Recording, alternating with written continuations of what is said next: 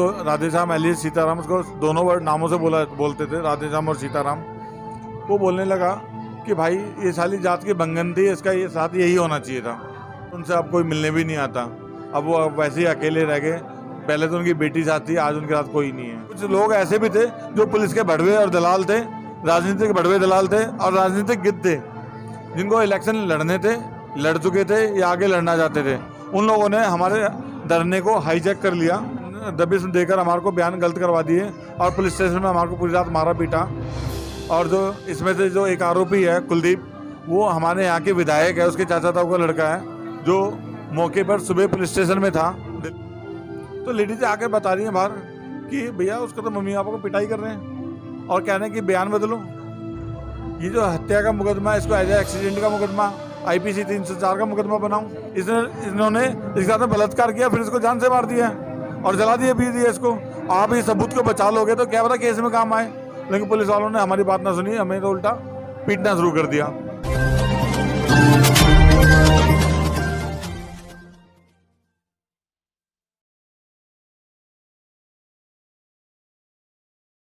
जय भीम, नमो बुद्धाय। साथियों, आप देख रहे हैं NB News 24/7 नीलम बोध के साथ। साथियों, एक घटना ऐसी घटी थी दिल्ली में जिसने कि मानवता को भी शर्मसार कर रख दिया था। 2 अगस्त दिल्ली कैंट में मासूम निर्दोष प्यारी सी बेटी, जिसका भविष्य खिलने से ही पहले उजड़ गया।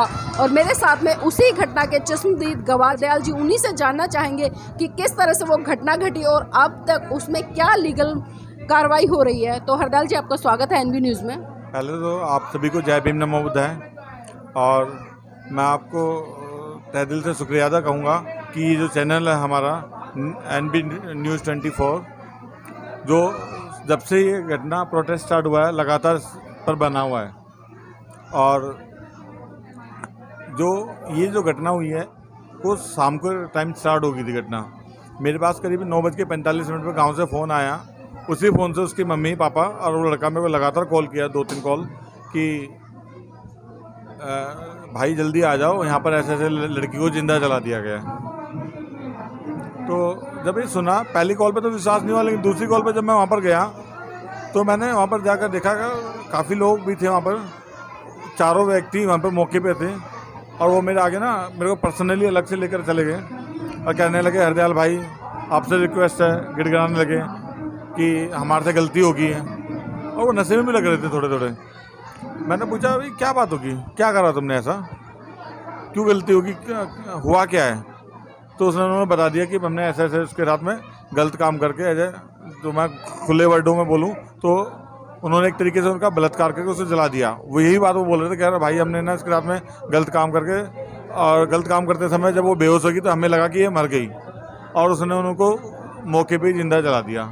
मेरे को ये बात बर्दाश्त नहीं थी। मैंने लगा यार तो बहुत गलत किया। मैंने पूछा भाई क्यों जलाया? तो उसके बीच में वो जो पंडित था राधेश्याम, उसको राधेश्याम एलियस सीताराम, उसको दोनों वर्ड नामों से बोलते थे, राधेश्याम और सीताराम।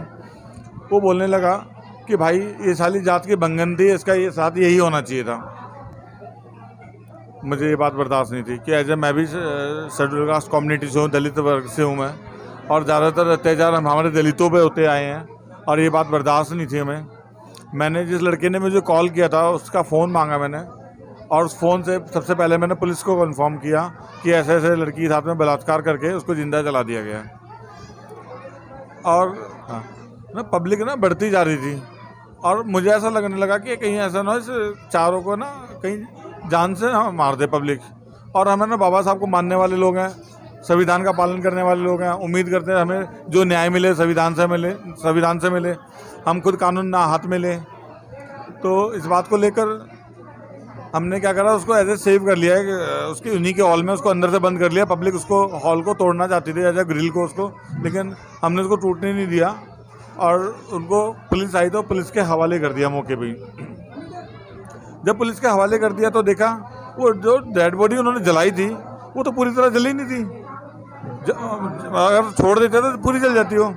तो हमने गांव वालों ने क्या करा, उसमें बाल्टी भर भर के ना पानी डालना शुरू कर दिया। और जब पानी डालना शुरू किया तो पुलिस ने हमें रोकना शुरू कर दिया। मैंने कहा भैया ये सबूत है मौके के, आप इसको सेव करो ना, ज़रूरत है इसकी, केस में ज़रूरत पड़ेगी। इन्होंने इसके साथ में बलात्कार किया, फिर इसको जान से मार दिया। और जला दिया इसको। आप इस सबूत को बचा लोगे तो क्या पता केस में काम आए, लेकिन पुलिस वालों ने हमारी बात ना सुनी, हमें तो उल्टा पीटना शुरू कर दिया और बात बढ़ने लगी, लाठीचार्ज कर दिया हमारे पर। तो मेरे फ़ोन में एक ही न्यूज़ का चैनल का नंबर था, अजय सुनील अंजाना उसका नाम है, और चैनल्स का नाम था जागो समाज जागो। उसको मैंने जब कॉल किया तो वो इस बात को सुनकर घर से ही लाइव आ गया और रास्ते में भी लाइव आया, फेसबुक लाइव। और मौके पे जब देखा तो वहाँ पर बहुत सारी पुलिस और हमारे पर भीड़ और वारदातें स्टार्ट थी। तो न्यूज़ चैनल वाले ने उसी टाइम पे एसएचओ साहब के एसीपी साहब से पूछना चाहा भाई क्या चल रहा है, क्यों ऐसा कर रहे हैं। और तो देखा वहाँ पर जो लड़की की मम्मी वहाँ पर है उनको भी वहाँ पर मौके पर गिरफ्तार कर लिया। अब ये बात तो अजीब थी कि गिरफ्तार कर लिया, और उनके साथ में एक पुलिस का एक ऐसे दलाल कहा जा सकता है, पुलिस का इन्फॉर्मर मुखबर कहा जा सकता है उसको, जिसका नाम नरेश करोतिया है, जो आज तक पुलिस ने गिरफ्तार ही नहीं किया उसको। वो आया पुलिस के साथ में, अलग अलग पुलिस स्टेशन के एसएचओ वहाँ पर मौके पे पहुँचे हुए थे। हमारे एरिया का एसीपी दिलीप सिंह वहाँ पर मौके पर था। वो आया और हमें डांटने धमकाने लगा। एज ए स्टाइल वो थी, सफारी सूट वगैरह पहन रखा था उसने, कि जैसे बहुत बड़ा पुलिस का ऑफिसर है। हम एक बार तो जहब गए कि भाई कौन है क्या है ये, लेकिन बाद में पता चला तो पुलिस का इन्फॉर्मर है। उन लड़की के मम्मी पापा को मौके पर गिरफ्तार करवाने आया था वो, तो जिसके साथ तो ऑलरेडी अत्याचार हुए हैं, जिसका घटना हुई है, उसी को गिरफ्तार करवा दिया उन्होंने, और गिरफ्तार करके पुलिस स्टेशन ले गए। हम गांव के लोग जब वहाँ पर गए तो पता चला वहाँ पर हमारे सामने जब गिरफ्तारी हुई थी, गाँव की 3-4 लेडीजें भी गिरफ्तार हुई थी वहाँ पर मौके पर। तो वहाँ पर जब हम पहुँचे तो उन्होंने क्या करा, वो जो 3-4 लेडीजें थी थोड़ी देर बाद उसको छोड़ दिया और हमें पुलिस स्टेशन में अंदर नहीं जाने दिया। तो लेडीजें आकर बता रही हैं बाहर कि भैया उसको तो मम्मी पापा को पिटाई कर रहे हैं और कह रहे हैं कि बयान बदलो। ये जो हत्या का मुकदमा है इसको एज ए एक्सीडेंट का मुकदमा IPC 304 का मुकदमा बनाऊं। ये मामला उसी टाइम पे मीडिया में बनने लगा और सुबह हमारा प्रोटेस्ट स्टार्ट हो गया पुलिस के खिलाफ और सरकारों के खिलाफ कि हमारे पर ये अत्याचार क्यों हो रहे हैं। अरे हमारी दलित वर्ग के साथ क्यों, SC कम्युनिटी के साथ क्यों? भाई अत्याचार तो औरों के साथ भी हो सकते हैं, हमारे साथ क्यों हो सकते, हमारे साथ स्पेशल क्यों? और ये बात हमारे को बर्दाश्त नहीं थी। हम कुछ ही लोगों ने, हमारे गांव के ने और कुछ लोग बाहर के थे, और हमने प्रोटेस्ट स्टार्ट किया और पुलिस ने उनकी लड़की की मम्मी पापा को जो डेथ कर गई थी उनको गिरफ्तार रखा और उसको पुलिस स्टेशन में पिटाई लगानी शुरू कर दी। और लड़की के पिताजी को गिरफ्तार रखा और मम्मी को कहा कि चलो हमारे साथ बयान देने। और जज साहब के सामने अगर कुछ अलग बात बोली ना, जो हम बोल रहे हैं एक्सीडेंट के अलावा कुछ और बात बोली, तो देख ले तेरा पति हमारे कब्जे में है, तेरी और कोई औलाद भी नहीं है। जी पुलिस का प्रेशर था कि जो घटना घटी है उस घटना को सच ना बताकर ये बताया कि एक्सीडेंट घटा था, और ब्लैकमेल किया गया है उनके हस्बैंड को लेकर। और उन लड़की की जो डेथ कर गई थी उसके मम्मी पापा को तो गिरफ्तार कर लिया, और मम्मी को लेके गए कोर्ट में CRPC 164 की स्टेटमेंट कराने के लिए, और कहा कि अगर बयान देकर गलत कोई भी बयान दिया और वापस तू बाहर आई तो देख ले तेरे साथ भी अच्छा नहीं होगा, तेरा पति तो हमारे पास गिरफ्तार आई। और लेडीज़ ने क्या करा, उस दबिश में, उस डर के कारण, उस दबाव में आकर वो बयान जो है उसने वही एक्सीडेंट वाले वही देने पड़ गए जो पुलिस ने कहा था। और करीब 5-6 बजे करीब शाम को हमारा प्रोटेस्ट स्टार्ट था। रोड पे रोड रोक दिया था हम गांव वालों ने मिलकर। जब हमने पूछा भाई भाभी क्या बात है, भाई क्या बात है, क्यों रो रहे हो, क्या हुआ आपके साथ में? जब उन्होंने बताया कि पुलिस ने हमारे से दबिश में देकर हमारे को बयान गलत करवा दिए और पुलिस स्टेशन में हमारे को पूरी रात मारा पीटा। और जो इसमें से जो एक आरोपी है कुलदीप, वो हमारे यहाँ के विधायक है, उसके चाचा ताऊ का लड़का है, जो मौके पर सुबह पुलिस स्टेशन में था दिल्ली कैंट में ही, और वो उस मामले को मैनेज कर रहा था ताकि ये बयान, जो हत्या और रेप का जो मुकदमा है, ये एक्सीडेंट का मुकदमा बन जाए। जब हमारे को ये बात बर्दाश्त ही नहीं हुई कि भैया ये क्या सारा अत्याचार हम शेड्यूल कास्ट कम्युनिटी के साथ क्यों, हम दलित वर्ग के साथ क्यों, और ये प्रोटेस्ट हमारा बढ़ना शुरू हो गया।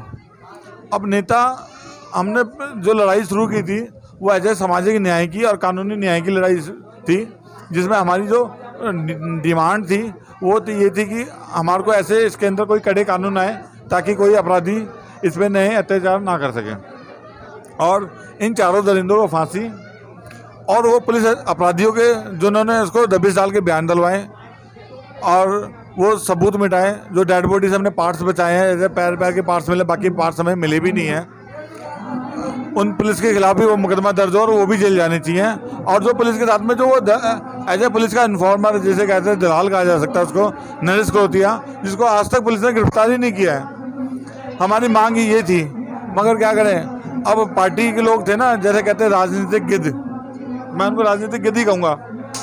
और पुलिस के कुछ कहते हैं कि जो बड़वे और दलाल है ना, हर पार्टी में और हर डिपार्टमेंट में मिलते हैं। कुछ लोग ऐसे भी थे जो पुलिस के बड़वे और दलाल थे, राजनीतिक बड़वे दलाल थे और राजनीतिक गिद्ध थे, जिनको इलेक्शन लड़ने थे, लड़ चुके थे या आगे लड़ना चाहते थे। उन लोगों ने हमारे धरने को हाईजैक कर लिया और हमारी सामाजिक न्याय का जो प्रोटेस्ट था वो रुक गया। लेकिन मैं समाज से, अपने सभी बंधुओं से, बाबा साहब को मानने वाले जितने भी हमारे महापुरुषों को चाहने वाले लोग हैं, मैं सबको चाहूँगा कि ये केस अब मीडिया अपडेट रहे और इसमें हमारे को नज़र बनी रहे और हमें न्याय मिले। हरदयाल जी, मैं ये भी जानना चाहूँगी और हमारे जो दर्शकगण हैं वो भी जानना चाहेंगे कि अब तक कानूनी कार्रवाई है जो कोर्ट की, किस तरह से हो रही है इस केस में? देखो, इसके अंदर 3 तरह से कानूनी कार्रवाई चल रही है। एक तो SIT का गठन हो चुका है, जिसकी मॉनिटरिंग जॉइंट कमिश्नर क्राइम और DCP क्राइम कर रहे हैं, और जिसके नीचे 4-5 लोगों की टीम है, जिसके अंदर 2 ACP क्राइम IO हैं और 3 इंस्पेक्टर हैं, जिसमें एक वुमेन इंस्पेक्टर है। और इधर से एक मजिस्ट्रेट इंक्वायरी चल रही है, जिसमें एज ए डिस्ट्रिक्ट मजिस्ट्रेट और SDM साहब इसमें नियुक्त हैं। वो इसमें इन्वेस्टिगेशन कर रहे हैं और कल चार्जशीट फाइल होगी है एज ए 28 अगस्त को। करीब 400 पेज की चार्जशीट है और हम इसमें 2 गवाह हैं, नितिन बग्गा और मैं हरदयाल सिंह। हमारी भी CRPC 164 की स्टेटमेंट हो चुकी है और हम देखो, उम्मीद तो बहुत कम है कि हमें न्याय मिलेगा, लेकिन फिर भी हम बाबा साहब को मानने वाले लोग हैं, उस संविधान पर उम्मीद करते हैं कि संविधान के मुताबिक हमें न्याय मिले, उन चारों लोगों को फांसी मिले। और वो नरेश करोतिया जिसने पुलिस में मारपीट करी, उनको भी सज़ा मिले। और वो पुलिस कर्मी भी जिन्होंने अपने जुडिक्शन के अंदर ही अपराध होने दिया और केस को दबाया, डाइवर्ट किया, उनके खिलाफ भी कानूनी कार्रवाई होनी चाहिए। ये इसमें दिल्ली सरकार अभी किस तरह की भूमिका निभा रही है? क्योंकि हमने सुना था कि पहले वो 10 लाख रुपए का अनाउंसमेंट करके गए थे, लेकिन उसके बाद में क्या चीज़ें घट रही उनकी तरफ से? दिल्ली सरकार ने अनाउंस किया था 10 लाख रुपए का, इस पीड़िता के परिवार को 10 लाख रुपए की हेल्प करेंगे, स्पेशल PP देंगे और स्पेशल कोर्ट है फास्ट ट्रैक कोर्ट में इस मामले को चलाएंगे। तो 10 लाख रुपए की जगह तो उसके पास जो चेक आया है 5,87,500 रुपये का, वो उन्होंने कमिटमेंट अपना पूरा नहीं किया है। और बाकी अब न्याय की बात है, आपके सामने की बात है। देखो, स्वर्ण की बेटी एज ए सुपीरियर कास्ट की बेटी मरे तो उसको 1 करोड़ रुपए, उसको घर भी, उसकी नौकरी भी। अरे शेड्यूल कास्ट की बेटी मरे 10 लाख रुपए अलाउंस करके उसको 5,87,500 रुपये चेक, ना कोई घर ना कोई नौकरी। अन्याय की अभी तो उम्मीद, सिर्फ उम्मीद है। हरदयाल जी, इस तरह से जो 5 लाख रुपए का मुआवजा दिया है, क्या मतलब जो बहुजन समाज की बेटी है, जो गुड़िया है, उसको इंसाफ मिल पाएगा? हमारी जो मांग है वो पैसे की नहीं है, हमारी जो मांग है न्याय की मांग है। हमें केवल न्याय चाहिए, वो कठोर कानून चाहिए, ताकि गुंडे जो हैं, अपराधी जो हैं, जो दरिंदे हैं, इस तरह का अपराध करते थे हमें डरें और इस तरह का अपराध ना हो। हमें केवल उनके लिए फांसी चाहिए, चारों दरिंदों को फांसी, पुलिस के खिलाफ लीगल एक्शन, और वो जेल भी जाने चाहिए। और वो 5वां जो आरोपी है नरेश करोतिया, जो बच गया है यहाँ से मुकदमे में से, उसके खिलाफ भी लीगल एक्शन होना चाहिए। ये हमारी मांग है, हमें पैसा नहीं, हमें केवल न्याय चाहिए। हरदयाल जी, आप गुड़िया के घर के पास में रहते, तो अभी उनकी माताजी की तबीयत कैसी है? देखो, तबीयत क्या, मैं सुबह जाता हूँ तो उनको एक तो सबसे बड़ी बात धमकियाँ आ रही हैं। धमकियों की एप्लीकेशन हमने पुलिस स्टेशन को दी, मगर FIR लॉन्च नहीं की है। एप्लीकेशन दी थी 25 अगस्त को, 28 अगस्त को एज ए कंप्लेंट रजिस्टर किया, FIR रजिस्टर नहीं की है उन्होंने। और वो दिन रात रोती हैं कि मेरी बेटी को न्याय मिलेगा कि नहीं मिलेगा, और हम हमेशा उम्मीद बांधे बैठे हैं कि हमें न्याय मिलेगा, हमारी न्याय प्रक्रिया जो है दुरुस्त होगी और हमें न्याय मिलेगा। सिर्फ न्याय की उम्मीद करते हैं हम। जिस तरह से आंदोलन उमड़ा था, जब जिस तरह से घटना को अंजाम दिया गया, हमने देखा कि पुलिस प्रशासन की तरफ से मतलब 12 या 13 अगस्त को इस आंदोलन को वहाँ से उठवा दिया गया और ये कहकर कि भाई 15 अगस्त आ रहा है और स्पेशल सिक्योरिटी की ज़रूरत है।